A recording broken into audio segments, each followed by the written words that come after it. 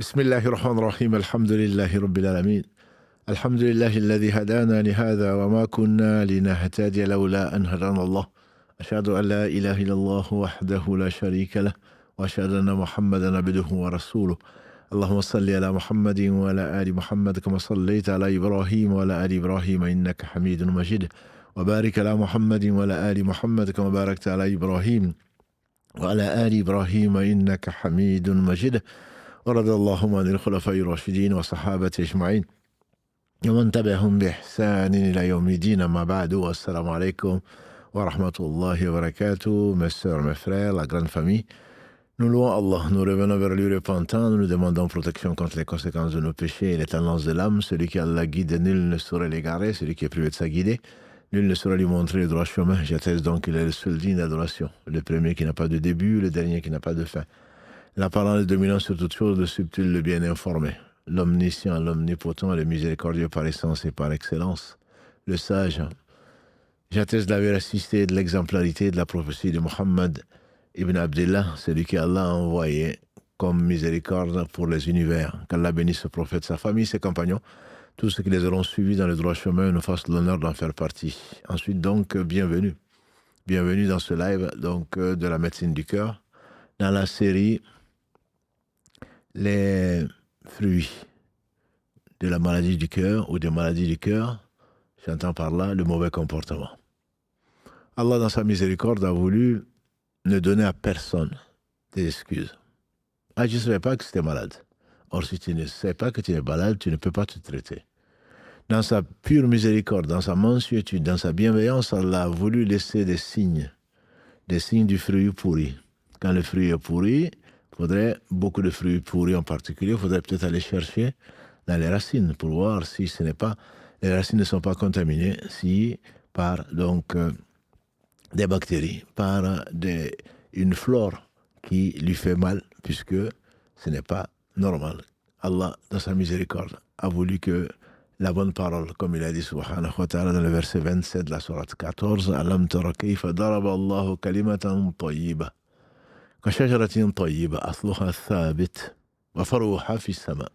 N'as-tu pas vu comment Allah frappe, comment Allah donne l'exemple de la bonne parole? C'est comme un arbre merveilleux dont les racines sont profondément ancrées et dont les feuilles, les tiges vont jusqu'au ciel. C'est-à-dire que l'important, comme disait le philosophe, n'est pas ce que l'homme dit de sa foi. La foi est l'intérieur, Allah seul sait, sa sincérité, sa pureté.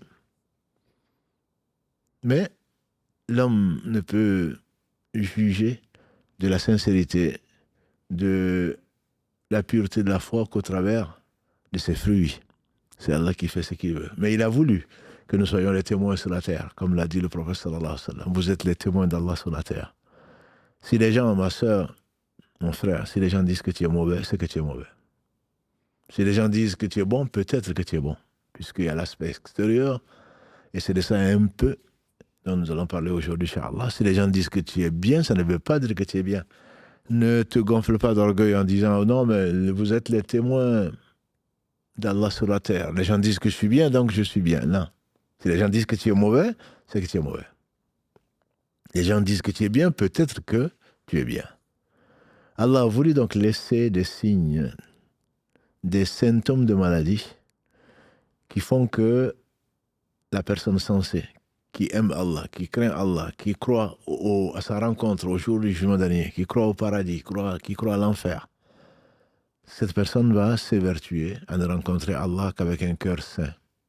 On a dit, les meilleurs d'entre nous, Abu Bakr, Omar, Ali, on leur fait dire qu'un cœur saint, c'est un cœur qui est exempt de shirk, d'association.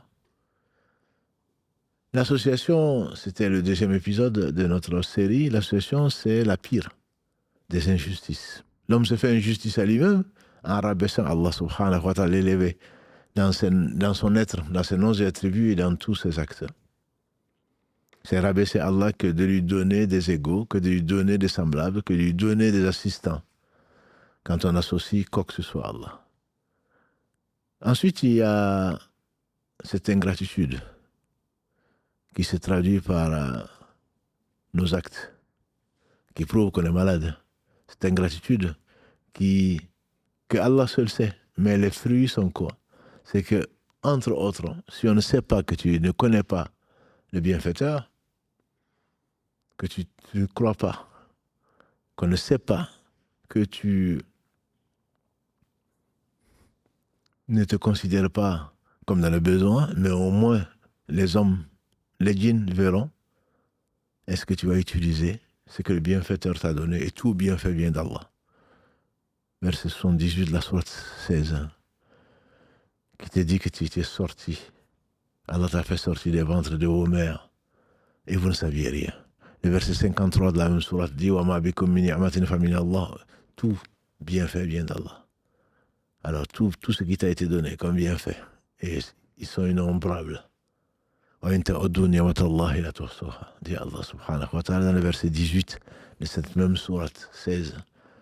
Et dans le verset 34 de la sourate Ibrahim, sourate 14. Wa in ta'uddu ni'matallahi la tuhsuha. Si tu te mettais à essayer de dénombrer les bienfaits d'Allah, tu n'y arriveras pas.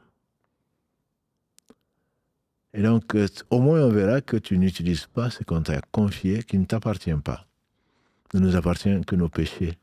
Ce qui t'a été confié pour peu de temps, avant que tu retournes et que tu aies des témoins contre toi, ce qui t'a été confié, comment tu l'as utilisé. Au moins les hommes voient, notamment au travers de ce comportement. Le bon comportement, certainement c'est les meilleurs.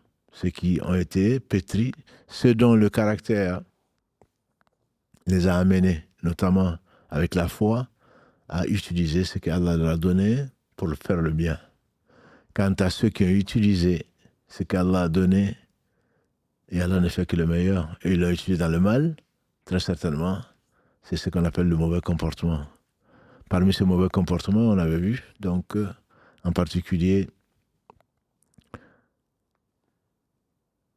au travers de quelques émissions, nous sommes dans l'épisode 4, parmi les mauvais comportements. L'épisode 3, nous avons dit que c'est le fait, entre autres, donc comme Pharaon, comme d'autres, et nier, et renier, mais croire au signe d'Allah subhanahu wa ta'ala qui a valu à ses négateurs le malheur ici-bas et dans l'au-delà. Aujourd'hui, si Allah nous le permet, on va parler, inch'Allah, de l'hypocrisie, qui est une maladie ô combien grave. Si l'injustice la plus énorme est celle d'associer Allah subhanahu wa ta'ala, l'hypocrite croit tromper Allah et croit tromper les croyants. L'hypocrite, Allah le décrit dans le Coran dans 17 sourates. Dans 17 sourates. Dans plus de 130 versets, Allah subhanahu wa ta'ala parle des hypocrites. Pour mettre en garde contre eux parce que l'apparence est belle. L'apparence est belle, mais le fond, que Allah seul sait, n'est pas bon. Mais néanmoins, on ne peut pas tromper Allah. On peut aller jusqu'à se mentir soi-même, mais on ne peut pas mentir à Allah subhanahu wa ta'ala. Allah a voulu donc que cet hypocrite, celui qui est vraiment hypocrite, comme Allah subhanahu wa ta'ala met en garde, il sera au fin fond de l'enfer, encore plus bas que ceux qui prétendent ne pas croire en Allah parce qu'ils y croient de toute façon. Encore plus bas que les orgueilleux qui se prennent pour Allah. Donc l'hypocrite ira au fin fond. Asfala minan nar, au plus profond de l'enfer, qu'Allah nous en préserve. Verset 145 et 146 de la sourate Les Femmes de la sourate 4. C'est pour dire que c'est une maladie qui est extrêmement grave. Pensez tromper les gens.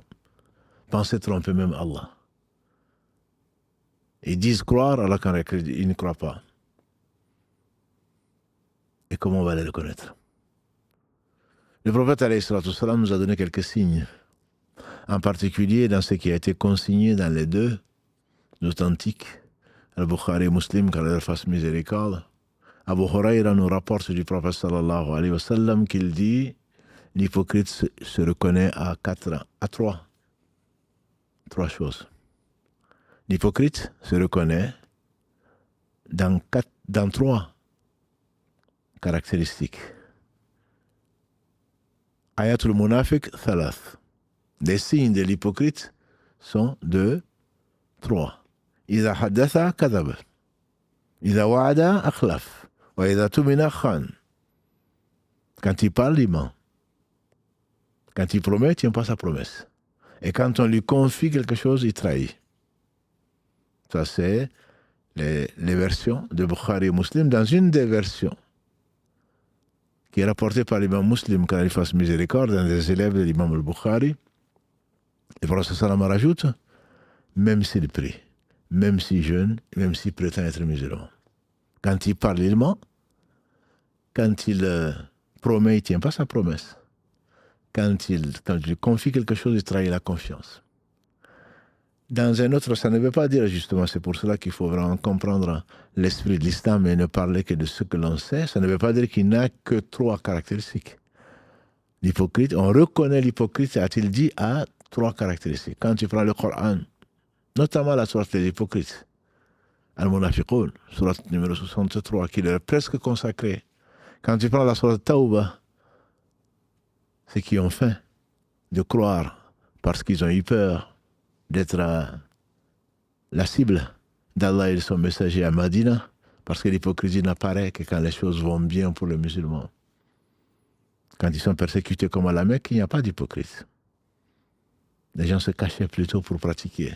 Mais quand les gens pratiquent au vu au su de tout le monde, et que la pratique de l'islam amène quelques avantages dans le commerce, dans le mariage, dans les relations, avec le pouvoir, etc., à ce moment-là, apparaît ou naissent ces hypocrites. Qu'est-ce que c'est que l'hypocrisie? L'hypocrisie, c'est faire apparaître quelque chose en cachant le contraire. C'est l'apparence qui va être en contradiction avec la réalité. L'hypocrisie a été appelée hypocrisie, nifaq, en comparaison avec cette espèce donc de rongeur qu'on appelle en arabe yarbou', une espèce de gerboise qui creuse des tunnels sous la terre. Donc, quand tu veux l'attraper d'un côté, il passe de l'autre. En fait, c'est disparaître, tromper, mentir, etc. Mais là, c'est jouer. C'est la fourberie. Quand tu l'attends là, il sort là-bas. Il trouve toutes les excuses et tu n'arrives pas à l'attraper. Comme disent les savants, c'est comme l'eau que tu prends dans la paume et qui sort entre les doigts. Quand tu veux le confondre, il va toujours dire autre chose. Il va toujours trouver d'autres prétextes. Ça, ce sont 3 des caractéristiques. Et le prophète sallallahu alayhi wa sallam, dans un autre hadith, nous en dit un peu plus. Abdallah ibn Amr ibn As, qu'Allah l'a ainsi que son père,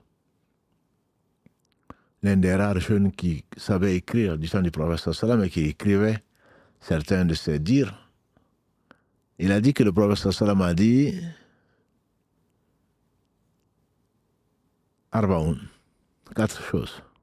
Celui qui les rassemble est un hypocrite pur. 4 caractéristiques qui, quand elles sont rassemblées chez une personne, la personne est hypocrite. Et quand une seule de ces caractéristiques reste, elle est hypocrite pour autant. C'est-à-dire qu'elle est un quart, 25%, elle a 25% d'hypocrisie. Jusqu'à ce qu'elle l'abandonne. Donc Allah lui ouvre à cet homme et à cette femme la porte pour que la personne revienne vers Allah repentante, auquel cas Allah subhanahu wa ta'ala lui pardonne. 4 choses.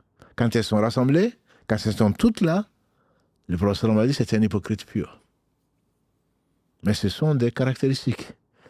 Ne me juge pas, on dira souvent, ne me juge pas, tu n'es pas dans mon cœur, je ne te juge pas.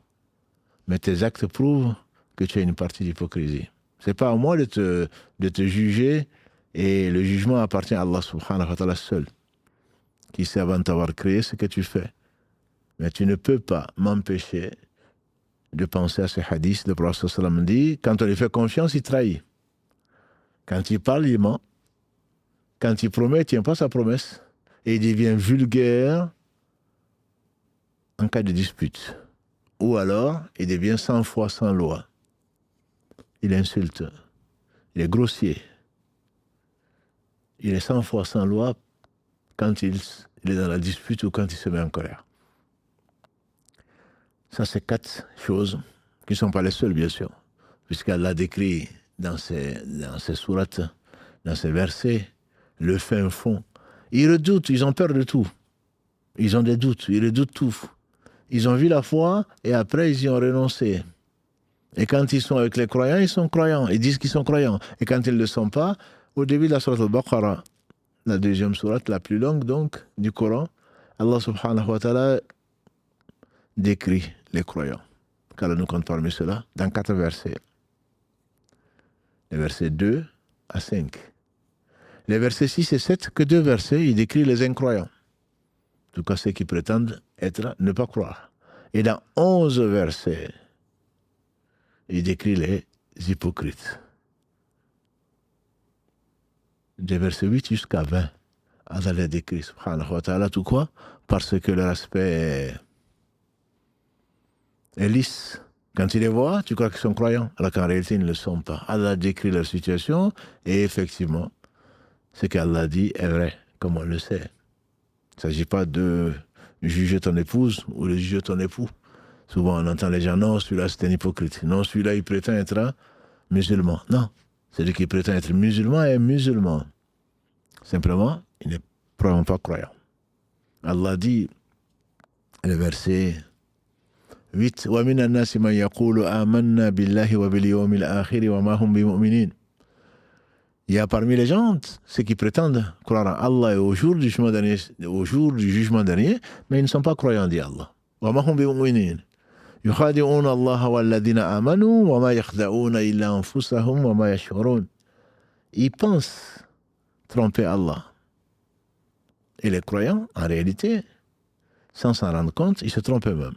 Jusqu'à ce qu'il arrive donc à cette très belle parabole qu'il dit donc de ces gens, puisque c'est lui qui les a créés, il sait, bien sûr, tout. Donc ces fruits, ces mauvais fruits, chacun d'entre nous doit les reconnaître pour les enlever de l'arbre, pour qu'ils ne pourrissent pas le reste, pour qu'ils ne contaminent pas, et surtout pour que les actes ainsi décrits et qui conduisent forcément au mauvais comportement, c'est qu'Allah interdit, subhanahu wa ta'ala, entre autres, les mensonges, la tromperie, la traîtrise, la fourvoirie, la fourberie. Tout ceci sont des choses donc, qui caractérisent ces personnes-là. Le mensonge. Notre mère Aïcha, qu'Allah l'agrée, nous a rapporté. Elle nous a dit qu'il n'y a pas de vice plus grave aux yeux du prophète sallam que le mensonge. Bien sûr, elle ne parle pas de façon... Tout ce qu'Allah n'aime pas et la pire des injustices, c'est le shirk, c'est l'association. Mais il n'y a pas de vice que le prophète sallam détestait plus que le mensonge. On a demandé au prophète sallam, est-ce qu'un croyant peut voler? Il a dit oui, ça peut lui arriver. Est-ce qu'un croyant peut forniquer? Ça peut lui arriver. Certains l'ont fait, ils se sont dénoncés, ils sont revenus vers Allah subhanahu wa ta'ala repentants. Ça peut être un faux pas, ça existe. Est-ce qu'un croyant peut mentir? Il a dit non. Parce que le mensonge, c'est le fait de le contraire de la vérité. Les gens te croient et ce que tu dis, c'est pas vrai, comme si Allah ne te voyait pas, comme si tu ne croyais pas en Allah. Le problème, il est là. C'est beaucoup plus grave. Le prophète sallam, d'après Ibn Mas'ud, qu'Allah l'agrée, ainsi que tous les compagnons du prophète sallam, il a dit, dans ce qui a été consigné dans les 2 authentiques, Al-Bukhari et Muslim, Iyyakum wal kadhib. Je vous mets en garde contre le mensonge. Parce que le mensonge conduit à la perversion. Et la perversion conduit au feu. L'homme ne cesse pas.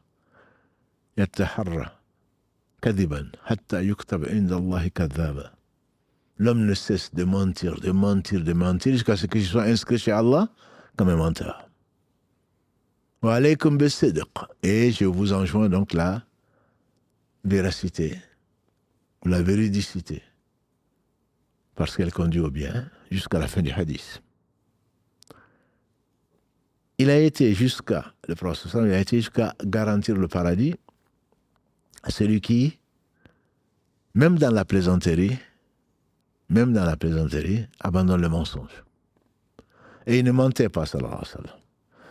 Vous vous rappelez très certainement que l'une des caractéristiques des prophètes, c'est de ne jamais mentir. Et je disais même que les Arabes, avant l'islam, ne mentaient pas. Même les polythéistes, ils associaient à Allah ce dont il se passe de tout, et ils ne mentaient pas.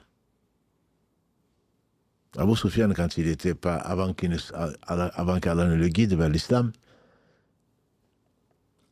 et Allah, qu'Allah l'agrée et accepte son repentir, puisqu'il c'est un compagnon du prophète sallam, mais avant, c'était un des nobles des Quraysh. Un des nobles des Quraysh. C'est un des ambassadeurs. Et il faisait du commerce, comme beaucoup de Quraysh, entre la Mecque et l'actuelle Palestine, le Cham, la Syrie, la Jordanie, cette région qu'on appelle le Cham, une région bénie par Allah subhanahu wa ta'ala. Quand il était de passage dans l'empire d'Héraclius, l'empereur donc de Byzance à l'époque, le prophète alayhi salatu wassalam, après la trêve de Hudaybiyah, Allah lui a permis donc de passer ce contrat avec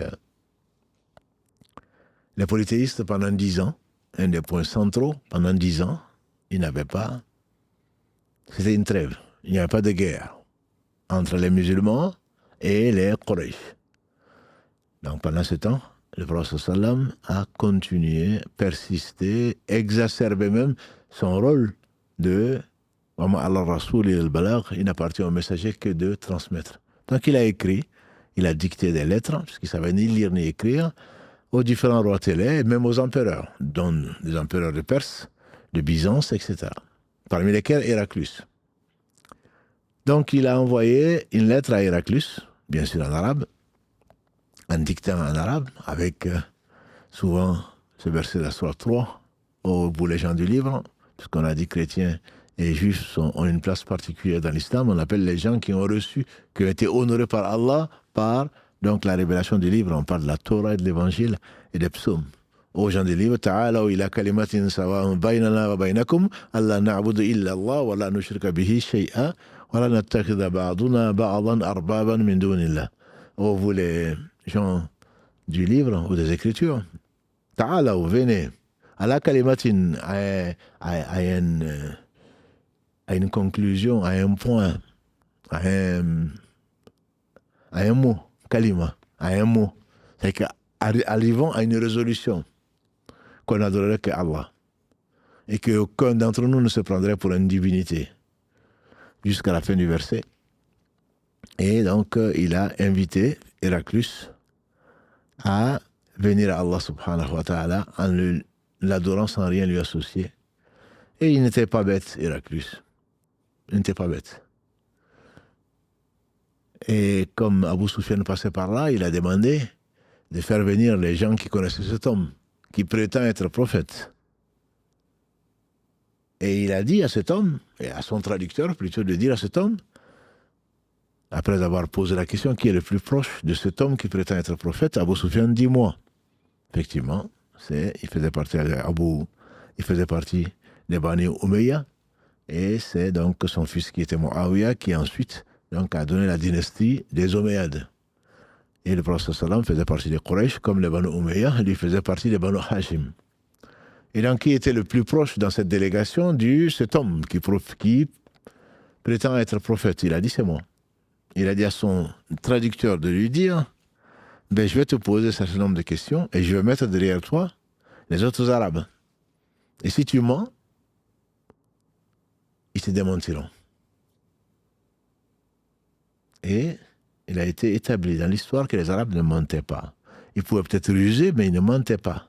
Ils associaient Allah subhanahu wa ta'ala, mais ils ne mentaient pas. Une une vertu qu'on aimerait bien retrouver chacun d'entre nous aujourd'hui, ne pas mentir. Ça n'a l'air de rien, c'est pour rigoler. Tellement rigoler qu'on est, aujourd'hui, c'est devenu MDR, mort de rire. Non, non, je rigole. Non, tu rigoles pas. Le prophète a assuré le paradis par la promesse de son Seigneur subhanahu à celui qui a abandonné le mensonge, même en plaisantant. Lol, c'est ce qu'on entend. Ça ne choque plus personne ou presque. Non. Ah, mais vous les musulmans, vous ne savez pas rire. Non, on rit. Le prophète était l'homme le plus souriant du monde, le plus doux du monde. Il plaisantait aussi, mais il ne mentait pas. Il ne mentait pas, sallallahu alayhi wa sallam. Donc Héraclès lui a posé 11 questions. Très long hadith, très beau hadith, qu'on pourrait développer pendant des heures. Parmi les questions qu'il lui a posées, il se dit, est-ce que cet homme a déjà menti avant sa prétention d'être prophète? Abu Sufyan a répondu non. Après avoir posé ces 11 questions et Abu Sufyan a donné ces 11 réponses, il a dit, n'est-ce pas que je t'ai posé la question de savoir, est-ce que cet homme a déjà menti? Tu m'as dit non. Alors je me suis dit, celui qui ne ment pas aux gens ne va pas mentir sur Dieu. Celui qui ne ment pas aux gens ne va pas mentir sur Dieu. Voilà ma soeur, voilà mon frère. La parole juste de quelqu'un qui n'était pas musulman. En tout cas, pas au moment où il le disait. Je ne sais pas comment il est mort, parce que après avoir dialogué avec Abu Sufyan, il lui a dit, si ce que tu dis est vrai, il ne va pas tarder à régner sur donc, Byzance, où je suis empereur. S'il était là, je lui aurais baisé les pieds. Donc ça veut dire quelque part qu'il a cru. Est-il mort musulman ou pas? Allahu alam. Je ne sais pas. Parce que comme les gens ont vu la vérité, l'ont refusé. Mais en tout cas, il a avoué que il était de la lignée des prophètes alayhim salatu salam. Allah sait et nous, on ne sait pas. Et donc, il a dit que l'un des critères par lesquels on reconnaît un homme, et quel homme, les meilleurs hommes qui sont les prophètes alayhim salatu salam, c'est qu'ils ne mentaient pas. Et je vous dis, même les non-musulmans, les polythéistes ne mentaient pas. C'est une question d'honneur. Comment est-ce que tu veux que l'actualité vienne prouver que tu mens? Tu mens? Allah va démontrer le contraire. Quelqu'un viendra en disant que ce que tu as dit, c'est pas vrai. Ou tu as fait une chose, tu as des contradicteurs qui viennent avec des preuves. Comme le diraient les Arabes, Hachouma. C'est honteux. Cet homme, cette femme qui parle et qui dit le contraire de la vérité. Comment tu veux qu'on te fasse confiance? Ce mensonge est si grave que dans le moindre détail, le prophète sallam interdisait le mensonge. Dans le moindre détail. Je vous disais, même pour plaisanter. Quant à lui, il ne mentait pas. Il plaisantait pourtant, sallallahu alayhi wa sallam. Il ne faut pas imaginer un homme, parce qu'il est prophète, rapproché d'Allah subhanahu wa ta'ala, le plus rapproché des hommes, que ça y est, il ne souriait pas, il ne plaisantait pas. À cette tante qu'il avait, une vieille tante qu'il avait, il lui a dit un jour, les vieilles ne rentrent pas au paradis. Elle s'est mise à pleurer, parce que qu'ai-je fait pour avoir de l'âge, et donc je ne rentrerai pas au paradis. Quand il a vu qu'elle avait pris à la lettre, il lui a dit, quand elles vont rentrer, elles vont avoir 33 ans. Donc ça c'est l'âge des hommes et des femmes qui rentreront au paradis, qui ont atteint bien entendu cet âge-là et qui l'ont dépassé. Mais c'est vrai ce qu'il a dit. Il n'y a pas de vieilles au paradis. Quand il disait à cette dame, ton mari, ce n'est pas celui qui a les deux oreilles? Mais bien sûr, a-t-on déjà vu un homme qui a une oreille? Donc c'est pour plaisanter. Je vous dis, c'était l'homme le plus souriant, nous disait Anas ibn Malik al-Agri. L'homme le plus souriant, l'homme le plus doux, l'homme le plus gentil, sallallahu alayhi wa sallam. Ce n'est pas parce qu'on sourit, ce n'est pas parce qu'on va mentir, qu'on va plaisanter à tort et à travers. Une femme, un jour, en sa présence, a appelé son enfant. Il lui dit, viens ici, je vais te donner quelque chose. Le prophète sallam lui a dit, qu'est-ce que tu comptes lui donner quelque chose? Elle dit, oui, je compte lui donner une date. Elle dit, parce que si tu n'avais rien à lui donner, tu aurais menti. À son enfant. Viens, je te donner quelque chose. Vous savez que c'est tellement vrai que l'imam al-Bukhari, quand il fasse miséricorde, quand il a fait des milliers de kilomètres pour aller chercher à vérifier le maillon d'une chaîne. Et sur ces 600 000 hadiths, on dit, il a choisi 7 000 pour en faire son authentique. Qu'Allah l'agrée. Comment il a appris de mémoire 600 000 hadiths, comment il les a vérifiés pour arriver à 7 000 qu'on appelle l'authentique de l'imam al-Bukhari.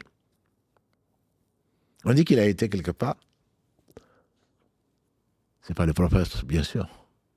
Mais les gens les plus proches des pieux sont certainement les savants. Innama yakhsha Allah min ibadihi al-ulama, ne craignent vraiment Allah que les savants. Et il en fait partie. C'était un mujtahid. C'était Amir al-Mu'minin dans le hadith. Al-Bukhari, on dit qu'il a été un jour vérifier un maillon d'une chaîne. Le hadith est composé de deux choses. Isnad, qui est donc le texte, et le matan, qui est le texte, et isnad, qui est la chaîne. Si dans l'une ou l'autre partie du hadith, il y a un défaut, on dit que le hadith il est faible. La chaîne, c'est généralement là qu'il y a un défaut. C'est pour ça qu'il y a une science extraordinaire, qui est une science humaine, certes, qu'on appelle ilm al-rijal, la science des hommes. Quand deux personnes, Karim, qu'Allah le bénisse, qui est là, quand il dit, j'ai entendu Mamadou Dafé en train de dire que, on va voir Karim où est-ce qu'il est né, où est-ce qu'il a vécu, où est-ce qu'il a voyagé, quand est-ce qu'il est mort. Est-ce qu'il a une chance quelconque? Lui qui est né à Toulouse, Mamadou qui est né à Sofara, est-ce qu'il y a une chance qu'il y a... Est-ce que c'est vrai? Ont-ils une chance quelconque? Ah bon, l'un est né en 1900, je ne sais plus combien, l'autre est né en 1900, ceci. Oui, c'est vrai. Ils ont vécu à une même période. Mais l'un est né à 4000 km, voire 5000 km de la France, et l'autre est né en France. Et comment est-ce qu'il peut l'apprendre? On va dire, ah oui, mais ils ont vécu ensemble à Toulouse. Pendant combien d'années, ils ont appris l'un de l'autre, etc., etc. Al-Bukhari, donc, disais-je, avait été vérifié. Est-ce que Karim connaissait Mamadou, par exemple? Donc, il a été chez Karim.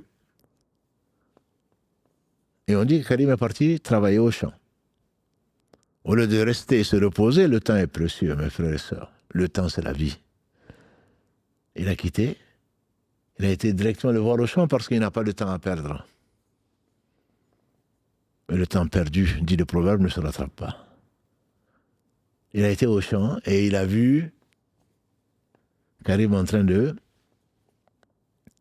faire un geste comme si plier son habit de telle façon que on a l'impression que son habit devenait un contenant, contenait quelque chose. Il a passé le salam, il a répondu, et le Bukhari lui demande « Qu'est-ce que tu as dans ton habit ?» Il a dit « Je n'ai rien. C'est juste que je fais semblant parce que mon cheval s'est enfui. Je veux rattraper mon cheval. » Il s'est enfui, donc je veux lui faire croire qu'il y a quelque chose à manger pour qu'il s'arrête et ensuite je l'attrape. Al-Bukhari, on lui fait dire qu'il lui a dit à Karim, j'étais venu pour vérifier si tu avais entendu Mamadou en train de dire ceci et cela. Mais je repars, je ne prends pas de toi parce que celui qui ment à un animal peut mentir à un homme. Donc tu peux me mentir. Il est parti sans rien prendre de cet homme, qui n'est pas bien sûr notre Karim, qui était quelqu'un bien avant, contemporain de l'imam al-Bukhari, car il fasse miséricorde. C'est pour vous dire. Une femme est venue trouver le prophète sallam, qu'Allah l'agrée, peu importe qui c'est, elle s'appelait Asma. C'est pas la fille d'Abu Bakr, elle s'appelait Asma. Qui lui dit, ya Rasulallah sallam, si un homme, un époux demande à son épouse quelque chose et qu'elle le veut, mais par coquetterie ou par autre chose, elle dit qu'elle n'aime pas. Est-ce que c'est un mensonge? Le prophète sallam lui dit, ya Asma, Le petit mensonge est écrit petit mensonge. Le grand mensonge est écrit grand mensonge. Et une autre est venue le voir, sallallahu alayhi wa sallam, et lui dit, si je disais, dans une famille polygame, si je disais à ma coépouse que mon mari m'accorde des faveurs qu'il ne m'accorde pas, est-ce que c'est du mensonge? Il a dit oui, c'est du mensonge. Le fait de dire que ton époux t'accorde quelque chose alors que c'est faux, c'est du mensonge. Voilà l'éthique du musulman. Le croyant ne ment pas. Et bien d'autres, bien sûr, ici, pour nous convaincre qu'Allah nous pardonne, qu'il n'y a pas de place au mensonge dans l'islam. L'imam al-Nawawi, qu'Allah lui fasse miséricorde, qui est mort en 676, après avoir passé 40 années, et qu'Allah lui a permis d'apprendre le Coran à 7 ans et de laisser ce qu'Allah a voulu qu'il laisse avant son rappel, à 45 ans. L'imam Nawawi, il dit que la parole n'est qu'une façon, n'est qu'un moyen. Si on n'arrive pas à atteindre le but sans la parole, alors à ce moment-là, on utilise ce qu'il faut pour y arriver. Mais la fin ne justifie pas les moyens. Néanmoins, là, ces 3 cas, dit Kulthum, qui n'est pas la fille du prophète sallam, c'est une compagnonne, et qui est rapportée par l'imam Muslim, qui dit qu'il n'est permis de mentir que dans 3 cas. Le mensonge pour sauver une vie. Parce que la vie l'emporte sur la religion. Comme Allah nous permet de manger du porc, quand on n'a rien d'autre que la vie est en cause. C'est le fait de réconcilier deux personnes. Nos choses, nos œuvres sont présentées devant Allah subhanahu wa ta'ala, le lundi et le jeudi, bien qu'ils sachent avant de les avoir créées. Et Allah dit, mettez de côté, suspendez le cas des personnes qui ne se parlent pas. Le lien de parenté est sacré. La réconciliation est fondamentale. Et même là, mes frères et sœurs, c'est pas parce que tu veux réconcilier des gens, tu vas lire cela et tu vas te dire, ah oui, mais donc pour le réconcilier, je peux mentir. Non. Je dois parler de façon ambiguë, entre guillemets, mais volontairement neutre. Quand Karim me dit qu'un tel a parlé, Mohammed a parlé, a dit est fâché, entre Mohammed et moi, il y a un souci, généralement peu justifié.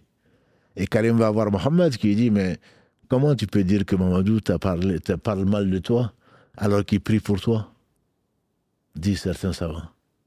Ah ouais, ben donc non, c'est moi qui me trompe, ce n'est qu'un ressenti, il prie pour moi, donc il ne me déteste pas. Oui, je prie pour lui, pas spécifiquement pour lui. Les savants disent, par exemple, dans la Fatiha, j'ai dit « Iyaka na'budu wa iyaka nasta'in, ihdina siratal mustaqim » guide-nous. Et il est musulman, et on espère pour lui qu'il est croyant. Donc je prie Allah, subhanahu, pour tous les croyants. Ça ne veut pas dire que j'ai menti, que Karim a menti, il n'a pas menti. Simplement, ce qu'il veut, c'est réconcilier. Ça, c'est encore le mieux. Mais il ira encore plus loin, en disant du bien, ce ne serait pas un mensonge.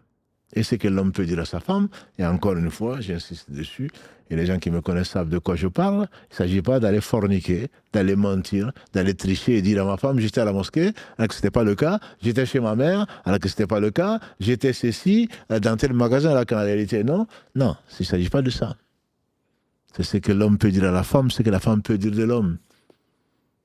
Quand tu te poses des questions, des doutes, est-ce que tu m'aimes, par exemple, et que tu réponds, est-ce que c'est une question, ça? Parce que tu as des doutes. On répond question par question. Elle va comprendre que certainement que non, elle a douté alors qu'il ne fallait pas. Bien sûr que tu l'aimes. Tu n'as pas dit que tu ne l'aimais pas.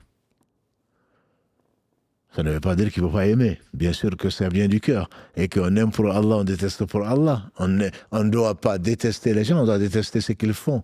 Parce qu'on déteste pour Allah. Et on aime pour Allah. Mais tu n'as pas dit à personne, je ne t'aime pas. Quelque chose qui ne va jamais, même après si tu dis MDR ou LOL, la personne ne va jamais oublier ça. Si tu l'as dit, même en plaisantant, c'est que tu l'as pensé à un moment ou à un autre. Tu n'as pas menti. Tu n'as pas menti. Et le mensonge, les différentes formes, Allah seul le sait. Parmi les formes pires de mensonge, c'est le fait les faux témoignages. Témoigner d'une chose, comme ceci peut arriver surtout au tribunal, avec on va chercher des témoignages, on va faire signer des gens des témoignages alors que c'est faux. Abu Bakr al-Agré, il a dit que le prophète sallam a dit, est-ce que vous connaissez les pires des péchés? Voulez-vous que je vous indique les pires des péchés? Ils ont dit certainement. Bala ya Rasulallah sallallahu alayhi wa sallam. Il a dit, c'est associé à Allah, Allah c'est lui qui t'a créé, ou c'est associé à Allah, c'est dont il se passe. C'est la désobéissance au père et mère. Et il était accoudé, il s'est redressé, il a dit, et le faux témoignage, et la parole mensongère. Et le faux témoignage et la parole mensongère. C'est un grand péché, il fait partie des péchés majeurs. Et les gens qui jurent, tout en sachant, craignant autre que Allah subhanahu wa ta'ala, c'est du mensonge. Ils jurent, ils prennent Allah témoin.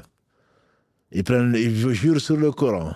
Ils jurent par Allah qu'ils ont fait ceci alors que ce n'est pas vrai. Ils jurent par Allah qu'ils n'ont pas fait cela alors que c'est vrai. Ils craignent les gens, voilà l'hypocrite. Ils ne craignent pas Allah subhanahu wa ta'ala. Ou alors ils n'y croient pas. S'ils croient en tout cas, certainement ils mentent sur Allah subhanahu wa ta'ala. Et beaucoup d'autres occasions qu'Allah nous préserve du mensonge sous toutes ses formes. Donc, les hypocrites sont des menteurs. Ça ne veut pas dire que tout menteur est hypocrite. Mais les hypocrites sont menteurs. Alors, quand il parle, il ment, ça veut dire qu'il ne cesse pas de mentir. La plupart du temps, ce qu'il dit, c'est connu. Hein. Certains sont connus dans le village, dans le quartier, dans la mosquée, ailleurs, comme étant des menteurs. Ah, mais si ça vient de celui-là, c'est pas la peine. Et Allah subhanahu wa ta'ala, dans le verset 7 de la sourate 49, dit Ya ayyuhalladhina amanu, ô vous les croyants. Idha ja'akum fasiqun binaba'in fatabayyanu. Quand un pervers vous apporte une nouvelle, vérifiez-la. Jusqu'à la fin du verset. Et le fait de colporter, comme l'a dit le prophète sallam, de raconter tout ce que l'on entend, suffit pour mériter d'être appelé un menteur. Qu'Allah nous en éloigne. Qu'Allah nous purifie de ce mauvais comportement. C'est bien un mauvais comportement qui vient de quoi?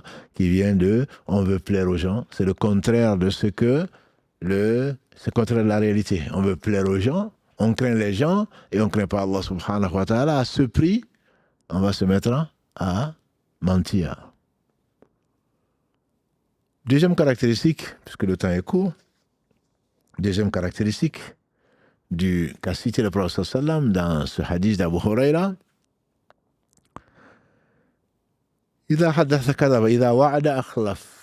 quand il promet, il ne tient pas sa promesse. Je ne te dis pas que tu es hypocrite. Mais toi, tu as cette caractéristique-là.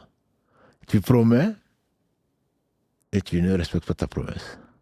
Les savants vont jusqu'à dire que ce n'est pas parce que tu n'as pas respecté ta promesse que tu es un hypocrite. Mais en promettant, tu savais que tu ne voulais pas donner. Tu ne voulais pas remplir cette promesse. Là, tu es un hypocrite. Au moins comportementalement. D'un point de vue dogmatique, Allah seul le sait. D'un point de vue comportement, tu as le comportement d'un hypocrite. C'est-à-dire quand tu promets, tu ne tiens pas ta promesse. Et qu'Allah nous pardonne. Nous avons tous promis à Allah de n'adorer que lui, subhanahu wa ta'ala. Quand tu trahis la promesse à Allah, subhanahu wa ta'ala, comment tu veux tenir ta promesse vis-à-vis des créatures? Verset 172 de la sourate Al-A'raf, sourate 7, Allah dit وَإِذَا أَخَذَ اللَّهُ qu'Allah a pris la descendance d'Adam et les a fait témoigner, est-ce que je ne suis pas votre Seigneur? On a tous dit que si. Jusqu'à la fin du verset. On a promis à Allah de l'adorer sans rien lui associer. Tu as promis à ton épouse ce que tu lui as promis. Tu as promis à ton époux ce que tu as promis. Tu as promis à tes enfants ce que tu as promis. Et tu ne le tiens pas, tout en sachant bien sûr que tu ne le feras pas. En tout cas, tu n'as aucune intention de le faire. Alors, tu as une caractéristique d'hypocrisie. Après, tu as promis, comme dirait quelqu'un, Allah ghalib, tu n'as pas pu tenir sa promesse, il n'y a pas de mal à cela. Il n'y a pas de mal à cela. Et le leitmotiv de beaucoup d'entre nous, Inch'Allah, tu viens, Inch'Allah. On t'invite, c'est un des droits de ton frère sur son frère. de ta sœur sur sa sœur, je t'invite, s'il n'y a pas de mal, s'il n'y a pas d'interdit dedans, si je te dis je viens, Inch'Allah, je viens, ça veut dire que je ferai tout, mais sachant qu'il n'y a pas de force, ni de puissance que par Allah, je ne vais pas dire oui, je viens. Si Allah me le permet, si Allah le veut, je viendrai. Ça veut dire que je ferai tout. Je peux être malade, je peux mourir, je peux être oublié. C'est pour montrer ma pauvreté, mon indigence, et que Allah sait tout et peut tout surtout. Et après, j'ai oublié, ou j'ai eu un empêchement, il n'y a pas de mal, je n'ai pas. Ce n'est pas une attitude d'hypocrite. Par contre, si en disant, c'est peut-être pour me débarrasser de toi, tu viens, oui, Inch'Allah. Le Inch'Allah étant, peut-être, que tu comprennes par peut-être. Non, Inch'Allah ne veut pas dire peut-être. Hein. La réalité est peut-être. Mais quand tu dis Inch'Allah, ça veut dire que je m'engage devant Allah que s'il ne m'empêche pas d'y aller, je le fais. Il ne m'empêche pas de le faire, je le ferai. Il ne m'empêche pas d'y aller, j'irai. Mais, la hawla wa la quwwata illa billah, Allah dit à son prophète sallallahu alayhi wa sallam, dans la sourate 18 que vous lisez souvent, en tout cas tous les vendredis, pour les plus pieux d'entre nous, وَلَا تَقُولَنَّ لِشَيْءٍ إِنِّي فَاعِلٌ ذَلِكَ غَدًا إِلَّا أَن يَشَاءَ اللَّهُ. Ne dis pas d'une chose que tu veux faire demain. Non, je ferai ça demain. Sans que tu rajoutes, Inch'Allah. Allah l'a éduqué, et surtout, c'est pour nous. S'il a pu faire une erreur en disant demain, revenez demain, je vais vous dire, quand des gens sont venus de Yathrib, ou des Juifs sont venus lui poser des questions, il a dit revenez demain. Dans ce que l'on trouve dans les Asbab Nuzul, dans les causes de la révélation de ce verset-là, et sauf que Shaitan lui a fait oublier de dire Inch'Allah. Et les jours sont passés, et il n'a pas pu répondre aux 3 questions qu'on lui a posées, que Allah subhanahu wa ta'ala a voulu l'éduquer et nous éduquer en même temps. Et après, Allah lui a donné les réponses aux différentes questions et il lui a révélé وَلَا تَقُولَنَّ لِشَيْءٍ إِنِّي فَاعِلٌ ذَلِكَ غَدًا إِلَّا أَن يَشَاءَ اللَّهُ وَاذْكُرْ رَبَّكَ إِذَا نَسِيتَ. Et rappelle-toi de ton Seigneur quand tu oublies. Jusqu'à la fin des versets de cette sourate 18. Donc quand tu dis Inch'Allah, ça ne veut pas dire peut-être. Non, ça veut dire que je le ferai. Mais je ne le ferai, وَلَا تَشَاءُونَ إِلَّا أَن يَشَاءَ اللَّهُ. Comme Allah le dit ailleurs. Et vous le voudrez que si Allah le veut, subhanahu wa ta'ala. 3e caractéristique, le temps passe vite. إِذَا تُمِنَ خَانٍ. Quand tu lui fais confiance, il trahit. Quand tu lui fais confiance, il trahit. Et ça peut arriver, et ça arrive souvent. Les hypocrites, c'est sûr. Le prophète sallam savait de quoi il parlait. Il n'était pas hypocrite, sallallahu alayhi wa sallam. Tu lui fais confiance, il trahit ta confiance. Combien d'entre nous trahissent les secrets? Combien d'entre nous font des contrats et ils ne les respectent pas, surtout dans le commerce? Combien d'entre nous, tu lui confies quelque chose et il ne te le redonne pas? Non. Une des sagesses pour lesquelles Allah subhanahu wa ta'ala nous a ordonné au travers de la parole du prophète sallallahu alayhi wa sallam que celui qui a avec lui quelque chose qu'on lui a confié, une amana, qu'il doit l'écrire. Tu n'as pas passé 3 nuits et 3 jours sans l'écrire. Parce que la chose t'a été confiée. Et si tu meurs entre-temps, ça va arriver à tes héritiers. Alors c'est toi qui serais responsable de cela parce que ça ne leur appartient pas, parce que ça ne t'appartenait pas. Ça appartenait à telle personne, dis-leur, on m'a confié ceci, si d'aventure Allah me rappelle entre-temps, voilà, vous redonnez ceci à la personne. Soit tu le dis, soit tu l'écris, c'est encore mieux. Pour que tu ne fasses pas d'injustice, parce qu'Allah a interdit l'injustice.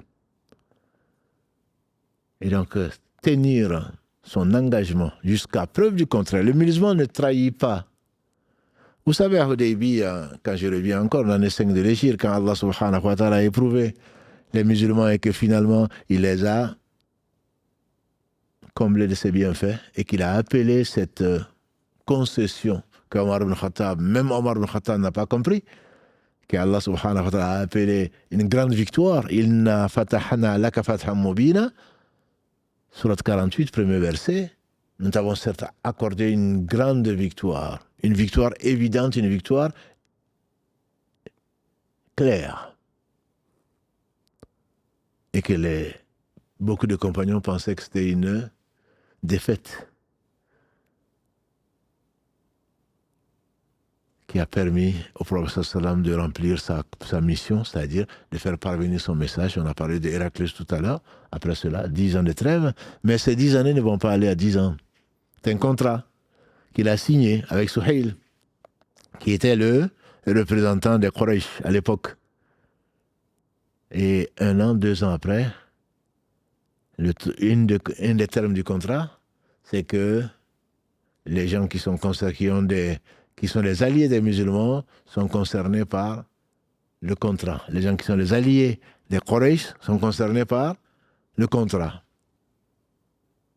Et il y avait les Khuza'a et il y avait les Bani Bakr, qui étaient les alliés de l'un des autres. Je vous renvoie à la série, les 36 épisodes du joyau de la prophétie que nous avons, qui est sur notre site internet, sur la vie du prophète sallallahu alayhi wa sallam. Et voilà que les Quraysh ont secouru. Les Quraysh ont été injustes et ils ont rompu le contrat en aidant leurs alliés contre les alliés des musulmans. Abu Sufyan, dont on a parlé, Kalalagré, quand il a vu cet événement, il est venu rapidement à Médine pour renouveler le contrat. Allah dit aux gens, et s'ils trahissent, dénonce le contrat. Ce n'est pas parce que quelqu'un t'a trahi que tu as le droit de trahir, non. Allah interdit. Verset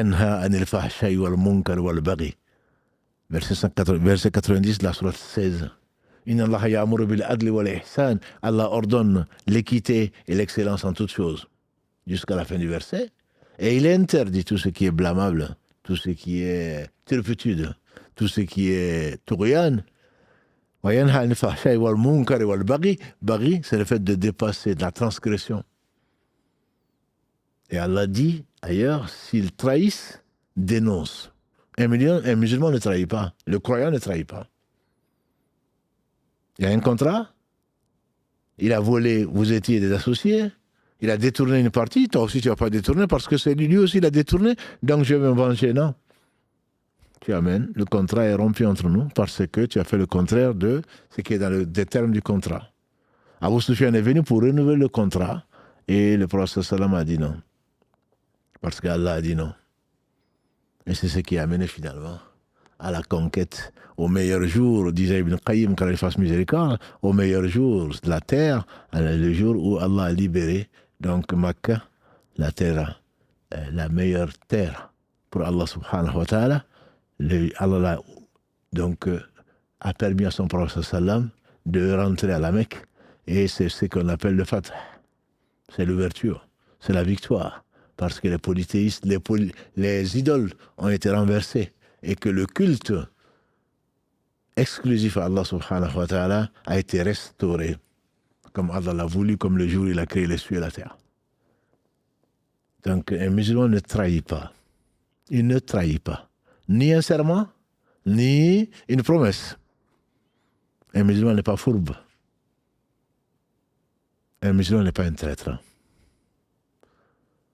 Donc ça, c'est voilà 3 caractéristiques. La 4e, qui est dans le hadith de Abdallah ibn Amr ibn As, Kalalagré, ainsi que son père, c'est quand il se met en colère, il n'a ni foi ni loi. Il devient grossier, il devient vulgaire, il insulte les gens, et après, non, mais j'étais en colère. Comme les gens ont divorcé avec leurs femmes, les sœurs savent de quoi je parle. Et ensuite, c'est elles qui sont là en train de justifier. Non, non, c'était en colère qu'il a fait ça. Comme je dis souvent, est-ce que tu as déjà été en colère dans une préfecture ou dans un commissariat ou dans je ne sais quoi d'autre? Non. Ça tombe toujours sur ta femme. Non. C'est pas de la colère. Si ça prouve quelque chose, c'est que tu ne crains pas Allah. Abdallah ibn Amr ibn As, qui rapporte ce hadith, il a dit au prophète sallam, Ya Rasulallah, il m'arrive d'écrire ce que tu dis. Que tu sois énervé, entre guillemets, ou en colère d'ailleurs, on peut le dire, parce qu'il se mettait en colère pour Allah subhanahu wa ta'ala. Que tu sois en colère ou que tu sois dans ton état normal. Est-ce que j'écris même quand tu es en colère? Qu'est-ce qu'il a dit le prophète sallam? Il a dit écris. Même en colère, je ne dis que le vrai. Je ne dis que la vérité. Non, non, mes mots ont dépassé ce qui est dans mon cœur. Non, c'est pas vrai. Tes mots ont exprimé ce qui fuit dans ton cœur. Je ne dis pas qu'il y est encore, mais quand tu as dit une chose, ça reste vrai. Ne te mets pas en colère, a dit le prophète sallam, parce que la colère vient de Shaitan. Mais même en colère, tu ne peux pas être vulgaire, insulter le père, la mère des gens et faire de l'injustice en colère. Non. Ibn Qayyim, quand il fasse miséricorde, il disait que même le croyant, il arrive à faire des erreurs dans 3 circonstances. Parce qu'il a oublié Allah. Une fois que tu oublies Allah, Shaitan y rentre. Parce qu'il a des désirs qu'on espère licites. C'est des moments où Satan en profite pour rentrer par une brèche dans ton cœur et l'atteindre. Il y a des moments où tu es en colère, où tu ne maîtrises plus rien et Satan en profite. Ce sont 3 moments qu'il faut absolument éviter en faisant quoi? En demandant à Allah subhanahu wa ta'ala de t'aider à te rappeler de lui. Qu'Allah bénisse Mu'adh, à qui le prophète sallallahu alayhi wa sallam a dit, Mu'adh, wallahi, oh que je t'aime, ne néglige pas à la fin de chaque prière de dire, Allahumma inni ala dhikrika, wa shukrika, wa husni ibadatik. Oh Allah, assiste-moi à me rappeler de toi. Se rappeler d'Allah, c'est certainement la meilleure chose. Quels sont les meilleurs? Ceux qui se rappellent le plus à Allah. Ils ont dit dans la prière, ils disent ceux qui se rappellent le plus à Allah. Dans la guerre, ils disent ceux qui se rappellent le plus à Allah. Dans le jeûne, ceux qui se rappellent le plus à Allah. N'as-tu pas vu que Satan rentre quand tu oublies Allah? Allah a dit dans le verset 20 de la sourate 59, وَلَا تَكُونُوا كَالَّذِينَ نَسُوا اللَّهَ فَأَنْسَاهُمْ أَنفُسَهُمْ أُولَٰئِكَ هُمُ الْفَاسِقُونَ. Ne soyez pas comme ceux qui ont oublié Allah. Ils ont oublié le rappel d'Allah. Allah les a laissés à eux-mêmes. Et voilà les pervers. Quand tu oublies Allah, très certainement, ton Satan devient ton Qarin, ton Satan devient le plus proche de toi. Et il va ordonner quoi? Certainement pas le bien. Il va te pousser au mal. Et ensuite, il va te lâcher le jour où tu n'auras d'autre soutien que Allah subhanahu wa ta'ala. Ne justifie pas ton mauvais comportement en disant « j'étais en colère ». Si tu le fais, très certainement, c'est du mensonge sur ton mauvais comportement en plus. Ça prouve quoi? Ça prouve que tu as une part d'hypocrisie, comme l'a dit le prophète sallam, jusqu'à ce que tu l'abandonnes. C'est une éducation. Il est venu pourquoi? Sallallahu alayhi wa sallam, pour parfaire le bon comportement. Pour nous montrer ce que Allah subhanahu wa ta'ala a interdit pour notre bien. Afin qu'on éduque notre âme. C'est pas parce que je suis de telle origine que non, nous dans notre famille, on est comme ça. On est colérique. Et tu t'en vantes? Non. Tu dois en avoir honte. Parce que c'est un vice. Nous, chez nous, c'est comme ça. Et alors? Chez vous, c'est comme ça. Chez vous, c'est la référence. Qu'Allah. Ok, non. Tu dois en avoir honte. Parmi mes défauts, il y a ceci et cela. J'ai tendance à m'emporter. Prie pour moi qu'Allah m'assiste pour ne pas être injuste. Parce que quand tu t'emportes, le baghi, bara, c'est le fait de dépasser, comme une mer qui déborde, un cours d'eau qui dépasse, qui sort de son lit. Non. Ça ne justifie pas. Tu as une part d'hypocrisie, a dit le prophète sallam. L'imam Ibn Hajar al-Asqalani, quand il fasse miséricorde, il dit bien entendu, ça c'est ce qu'on appelle les 4 caractéristiques dont on parle, il y en a bien d'autres. Les 4 caractéristiques dont le prophète sallam parle, c'est ce qu'on appelle l'hypocrisie comportementale. Quand l'hypocrisie comportementale va plus loin, quand tu ne la corriges pas, elle tombe dans l'hypocrisie doctrinale. L'hypocrisie doctrinale, c'est le fait de dire que je crois alors qu'en réalité tu ne crois pas. Versatile.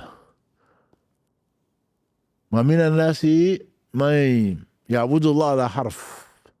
Dans la sourate 22, Allah dit il y a des gens qui adorent Allah à la cuillère. Quoi. Quand le musulman gagne, quand il va bien, il est croyant. Mais il suffit qu'il a peur de tout, sauf qu'il manque la crainte d'Allah. Il suffit que les choses tournent un peu dans l'autre sens, il tourne sa veste. C'est les gens qui affirment qu'ils croient en Allah, alors qu'en réalité, ils n'y croient pas. Et Allah sait qu'ils ne croient pas. Et je me rappelle encore, et je vous le rappelle, le verset 152 de la sourate 3, où Allah dit parmi vous, il y a des gens qui aiment la vie de ce bas monde et d'autres la vie de l'au-delà. Allah les a éprouvés à Uhud. Ibn Abbas, on lui fait dire qu'Allah a ainsi que son père, avant la révélation de ce verset 152 de la Sourate 3, je n'avais jamais pensé qu'un compagnon pouvait aimer la vie de ce bas monde. Pourtant, ils allaient à la guerre, notamment à Uhud, pour donner leur vie. Qui aurait pu penser? Alors regarde au fond de toi. Et regarde dans ton cœur, au fond de ton âme, si tu as l'une des caractéristiques. C'est ce que faisaient les compagnons du prophète sallallahu alayhi wa sallam. Omar ibn Khattab, qu'Allah l'agrée, il est au paradis. Il n'était pas hypocrite. Il a demandé à Hudayfa ibn Yaman, qui était le confident du prophète sallallahu alayhi wa sallam, qui connaissait le nom des hypocrites, les vrais, de Médine. Il a dit, je t'en conjure par Allah, est-ce que le prophète sallallahu alayhi wa sallam m'a cité parmi les hypocrites? Ça nous concerne. Si Omar ibn Khattab craignait d'être hypocrite, que dire alors de nous? Cela n'a pas suffi. Hudayfa lui a dit, non, tu n'en fais pas partie. Il a été demandé à notre mère, Salama, Kalalagré, une des épouses du prophète sallam, est-ce que, je te demande ma mère, est-ce que le prophète sallam m'a cité parmi les hypocrites? Ce n'était pas une fausse modestie. Ah non, moi je crains l'hypocrisie, on entend. Je crains d'être hypocrite. Est-ce que vraiment tu le crains? Ou est-ce que tu veux te faire passer pour un croyant ou une croyante? Ibn Abi Mulaika, un épigone de deuxième génération, la meilleure génération après les compagnons du prophète sallam, c'est donc la génération qui vient après. Ibn Abi Mulaika, il a dit, j'ai rencontré 30 compagnons du prophète sallallahu alayhi wa sallam. 30 compagnons du prophète sallallahu alayhi wa sallam. Parmi lesquels, Abu Huraira, Ibn Abbas, Ibn Amr ibn As, Abdallah ibn Zubayr, Asma, la fille d'Abu Bakr, Aïcha, notre mère, et bien d'autres. 30 compagnons, il a rencontré. Aucun ne prétendait avoir la foi de l'ange Gabriel ou de l'archange Michael, mais tous craignaient d'être hypocrites. Les anges, bien sûr, ont la foi parfaite. Ils ne peuvent même pas désobéir. Et quant à nous, les compagnons du prophète sallam craignaient, ces compagnons-là en tout cas, craignaient d'être hypocrites. C'est-à-dire, est-ce que, comme le disait un cheikh, l'hypocrisie étant le contraire de manifester le bien alors qu'en réalité le cœur est corrompu, c'est la contradiction entre ce qui rentre et ce qui sort. Ce qui rentre, c'est ce qui est dans ton cœur. Ce qui sort, c'est la parole. C'est la contradiction entre tes prétentions et tes actes. La foi parfaite est celle qui se traduit par des actes, par la langue, les actes de la langue et les actes donc des membres. Mais ça vient de la foi. Et la foi contient ces trois. La croyance, les actes du cœur, les actes de la langue et des membres. Il disait ce cher, si l'apparence est meilleure que l'intérieur, c'est ça l'hypocrisie. Si l'intérieur est meilleur que les apparences, comme c'était le cas des compagnons du prophète sallam, voilà la vraie réussite. Donc chacun d'entre nous doit se demander, est-ce que je suis sincère ou pas? Et Allah le sait. Vois tes actes. Fuis le mensonge.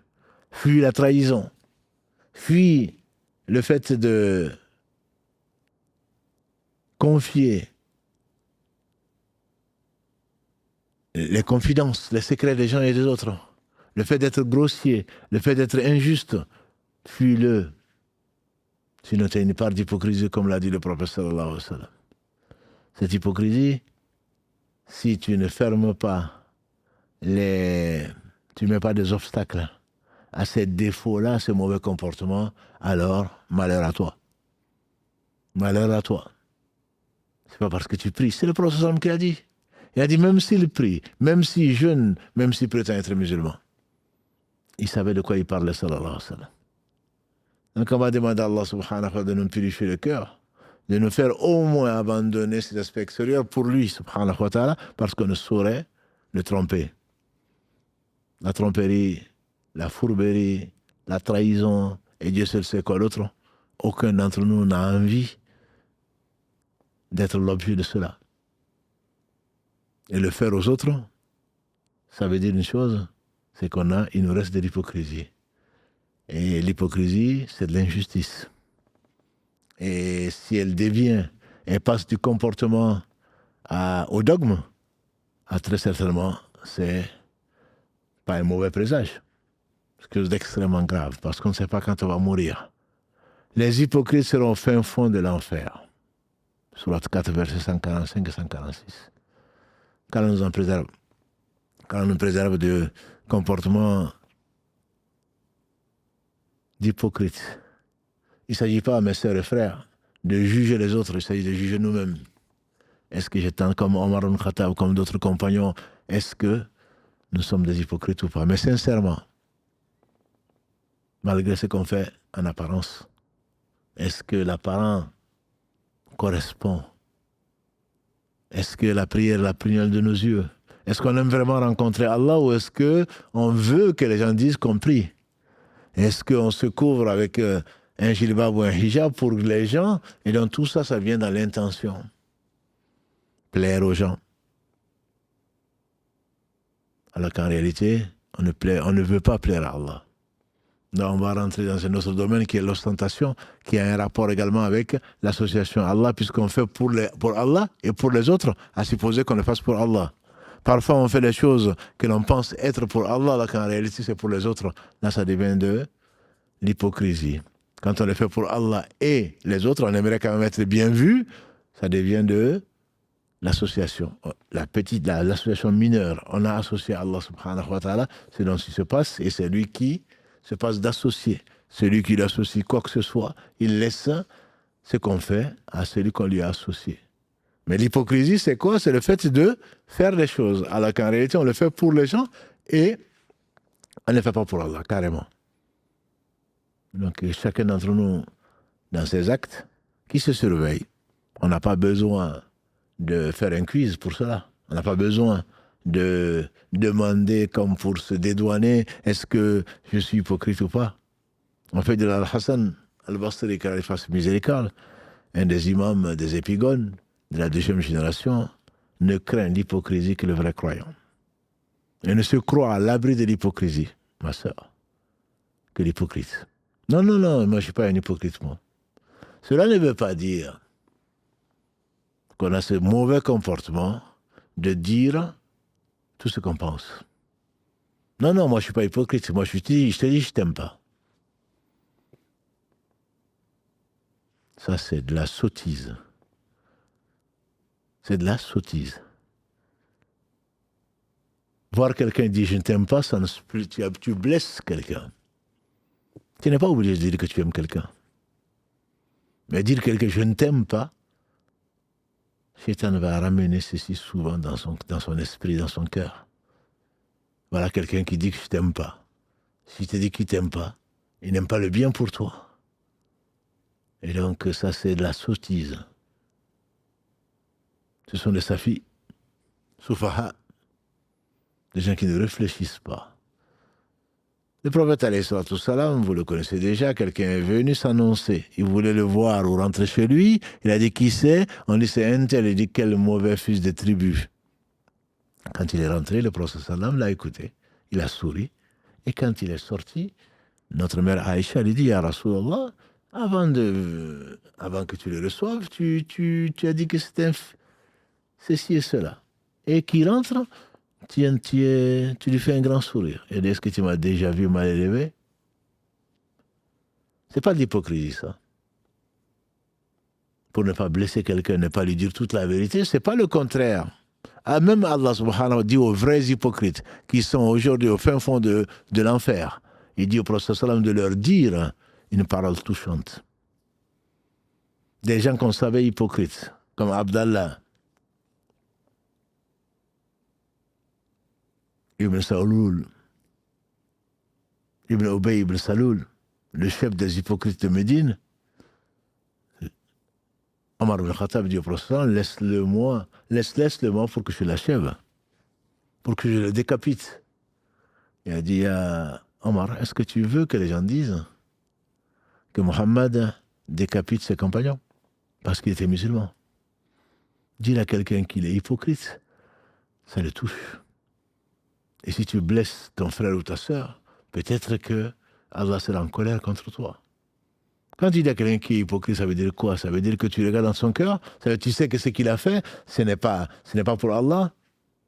Comme celui qui est venu voir le prophète sallam après Hunayn, le prophète alayhi salatu wassalam, lui qui a divorcé avec ce bas monde, il a donné tout ce qu'ils ont eu comme butin aux uns aux autres, notamment aux nouveaux convertis de la Mecque. Et un bédouin qui vient le voir, qui le prend par le cou, qui le serre, qui dit ce partage que tu viens de faire, ce n'est pas pour la face d'Allah. Le prophète est devenu tout rouge, parce que c'est un homme. Il a été blessé. Il est devenu tout rouge. Après, il a dit qu'Allah fasse miséricorde à Moïse. Il a entendu des fils d'Israël bien pire que ça. On ne dit pas tout, ma soeur. C'est un signe. Et Allah est miséricordieux. Ces signes, ces fruits pourris qu'on voit de nous, de l'arbre que nous représentons, ne veulent pas dire autre chose ce ne sont que des témoins de nos mauvais comportements. Parce qu'on n'arrive pas. La langue ne la maudit pas. Elle est là, c'est l'instrument pour que Allah montre aux gens et recrute des témoins contre nous, qu'Allah nous en préserve. Quand tu dis, ne dis que du bien. Le prophète sallallahu alayhi wa sallam a dit, Man kana yu'minu billahi wal yawmil akhir falyaqul khayran aw liyasmut. Celui qui croit en Allah au jour du jugement dernier, qui ne dise que du bien ou qui se taise. Qui ne dise que du bien ou qui se taise. L'imam Nawawi encore, quand il fasse miséricorde, il a dit, quand on hésite entre ça va être du bien ou du mal, ça risque d'être mal pris. La sunna, c'est quoi? C'est de se taire. Parce qu'il a dit, sallallahu alayhi wa sallam, c'est qu'il croit en Allah et au jour du jugement dernier, qu'il dise du bien. Si ce n'est pas du bien, qu'il se taise. S'il hésite entre le bien et le mal, qu'il se taise, qu'il ne dise pas. Combien de fois on a regretté, disait un homme pieux, en tout cas d'apparence pieuse, combien j'ai regretté. On lui dit, mais pourquoi tu ne parles pas? Il dit, parce que j'ai souvent regretté d'avoir parlé. Le proverbe français dit, j'ai rarement regretté de m'être tu. Le proverbe français ne dit-il pas, remue ta langue 7 fois dans la bouche avant de parler. Le bon comportement, c'est de ne pas dire n'importe quoi. C'est de réfléchir avant de parler. Tu ne perds rien à réfléchir. Par contre, tu perds beaucoup à parler. Et si, alhamdulillah, tu parles, Allah dévoile ton fond. On peut pas savoir ce qui est en toi, mais Allah dévoile ton fond. N'as-tu pas vu que quelqu'un qui parle pour autre que Allah tout de suite?